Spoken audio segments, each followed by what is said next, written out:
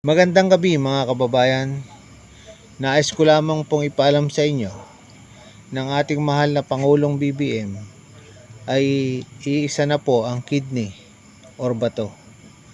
Dahil binigay niya ang kanyang bato sa kanyang tatay kay Apo Lakay noong 1983, nung matagal na pong panahon. At dahil nga dyan, ay maling-mali po ang pahayag ni Aimee Babalu nung isang gabi sa harap ng mga iglesia ni Manalo. At tunay nga na mapapanood natin na nagsigawan pa at palakpakan ang mga miyembro ng iglesia ni Manalo. Tuwan-tuwa sila. Pero kaya mga kababayan, huwag po tayong maniniwala sa pahayag ni Aimee Babalu na mga kasinungalingan. Dahil nga po, ang isang taong iisang kidney ay bawal na sa kanya ang uminom ng alak, uminom ng soft drinks, at kumain ng maalat na pagkain, lalo na po ang paggamit ng illegal na droga.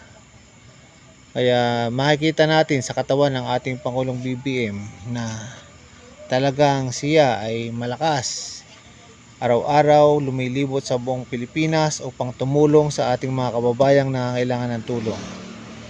At minsan ay pumupunta pa sa ibang bansa upang makipag-usap sa mga pinuno, sa mga leader ng ibang bansa.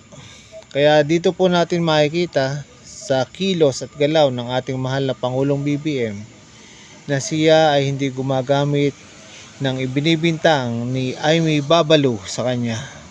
Kaya mga kababayan, yan po isang malaking ebidensya, isang patunay ng ating Pangulo ay nasa malusog na pangangatawan at kasinungalingan ang sinasabing pahayag ni Aimee Babalu.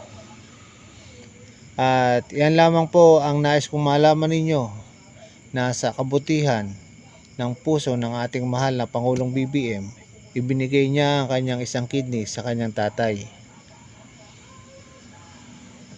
Yan lamang po at magandang gabi sa inyong lahat. Mabuhay ang Pangulong Marcos, mabuhay ang bagong Pilipinas, mabuhay po kayong lahat.